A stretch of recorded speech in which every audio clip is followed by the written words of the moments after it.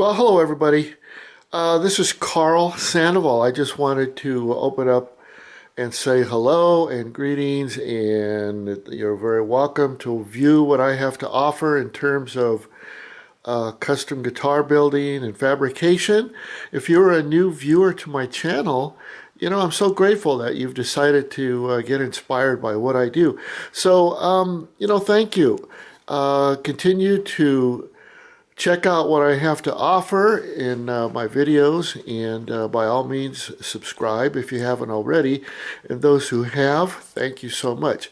So what we have here on the bench is one of my custom necks that is actually been drying overnight, and what I'll do is just kind of get close to what we have here, and you can see the extension of the ebony fingerboard, which is what's been glued on. This will be a 25.5-inch scale neck, and it features 22 frets. And as you can see, it's got a paddle headstock, which is some extended pieces of maple that have been glued on. The back part of the neck is 3/4 of an inch, and the fingerboard itself is about 1/4 of an inch, and like I say, it's been drying overnight. And what I'm going to do is, it's kind of a weird shape right now, and I made one of my airs, but just to give you an example that even when you make an air, you can still get things done. This particular part of the neck here on both sides, I should not have glued on those extensions until I actually routed the truss rod slot down the center of the neck. But and what this does is it allows me to utilize this plane here, but on the opposite side as a straight edge, to run in a guide formation when I do my routing. Now I'm going to come over here and show you my Okay, this is the jig that I had to get set up here. Let me move some of this stuff. And it actually worked out pretty good, but this is my overarm pin router with a 1/4-inch bit, you can see. And you can see the way I had to cut. Let's see if we get a top view, you can see better. The way I had to cut the maple guide, and what this part is for the extended part widthwise on the paddle part of the neck. And then of course this is my guide here that I use in running the piece of neck back, to do the routing. And I just do routes in small increments, like let's say maybe a 1/16 to 3/32, maybe even as much as 1/8 of an inch. But the cavity that I had to route was the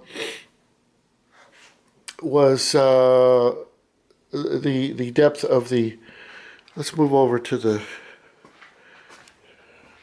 way I can show you a truss rod. The depth of the route is the width of these truss rods that I use. So approximately I had to route about, it looks like it's about 3/8 of an inch, give or take. Slightly, let's see, slightly less though. But as I look at it dead on, it looks like it's 3/8 of an inch. I don't know if you can see that. 1, 2, 3, yeah. So the tremolo route extends from the nut area, which is right about here. See if I can point that out better. Right about here, I've got it drawn in pencil, to maybe about 1/2 an inch from the end of the neck. So it'd be about right here underneath that fingerboard. And so anyway, this is a unique neck in terms of it being laminated. It's 3, 4, maybe even 5 pieces of laminate on the back, and like I say, it's an ebony fingerboard. So I just wanted to give you a heads up on what I did here. I wonder if we should try and take off all these clamps. I don't know if I can do this with one hand. Possibly. And then I can show you the whole neck. Let's see if I can do this pretty quick. Let me just focus on that. So bear with me. You're seeing it live. This is actually a one-handed job here.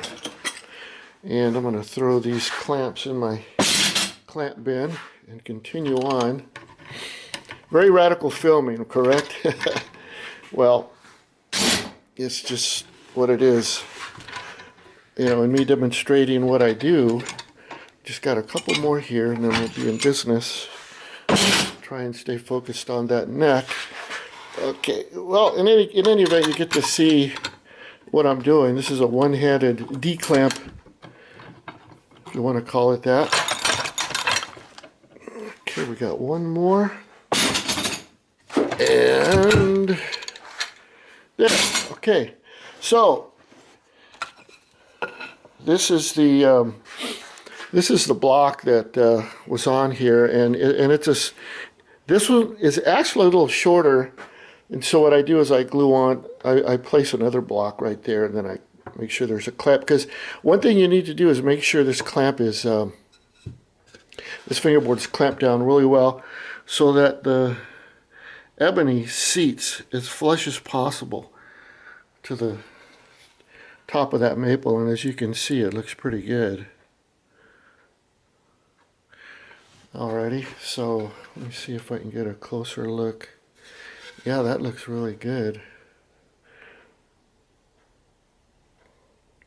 I'm happy with that. And before I did the gluing on this one, because it was a different type of neck with a radius back, you can see the radius that I put on the maple.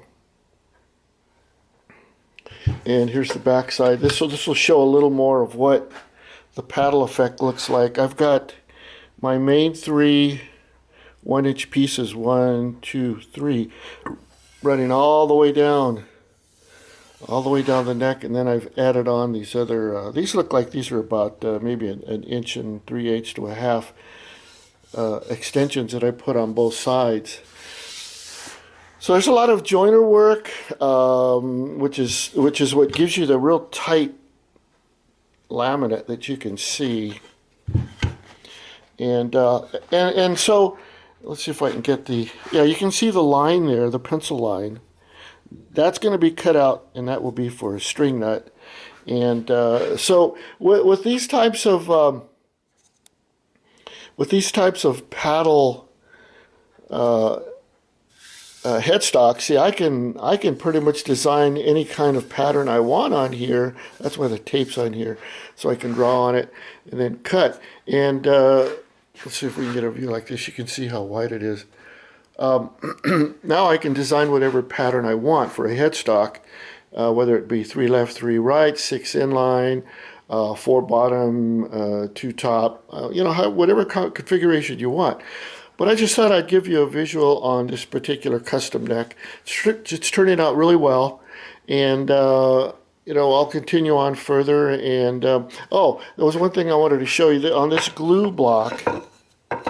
I don't know if you'll be able to, yeah, you'll be able to see it. I can see it on camera. If you look at the shadow, you can see that I've kind of put a curve down the center, leaving just this part of the maple and this part of the maple, gluing, giving pressure on the ends of the neck, here, on this side, and then on this side, making certain that it presses down.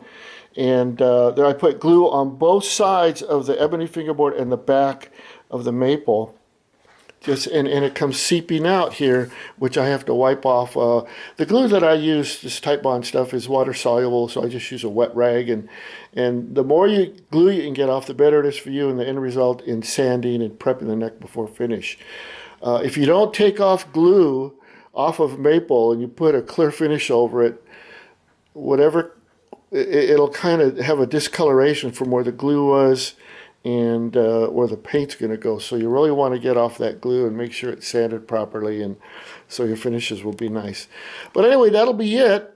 I just wanted to give you a heads up on that. Let me just take this over let's take a walk over here and we can see how this fits.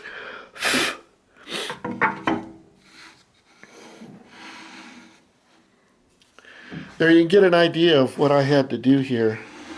Let me get off some of this sawdust. It'll fit better. All right, okay.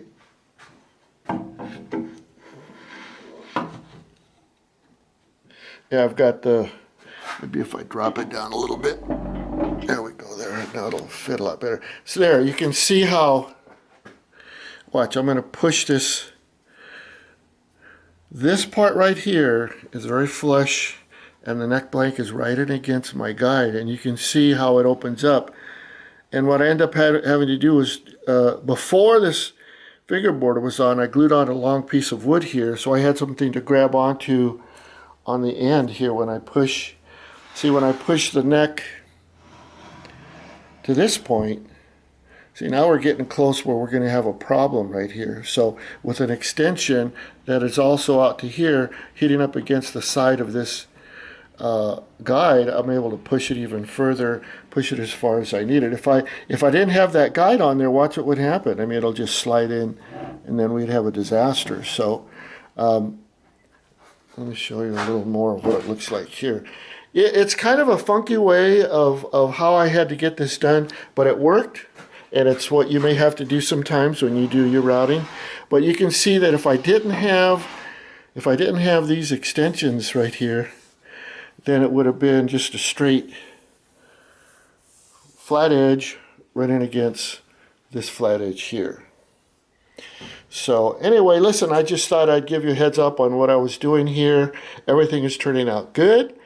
I wish you the best. I wish you to have a wonderful weekend, and continue to view my videos, continue to support what I do, either by sending me a text, or if you feel like sending a gift, that's fine. You know, I really don't like to ask for anything, but you know, if it happens, it happens. It's just financial support that I will use towards buying supplies and making sure that these videos will remain.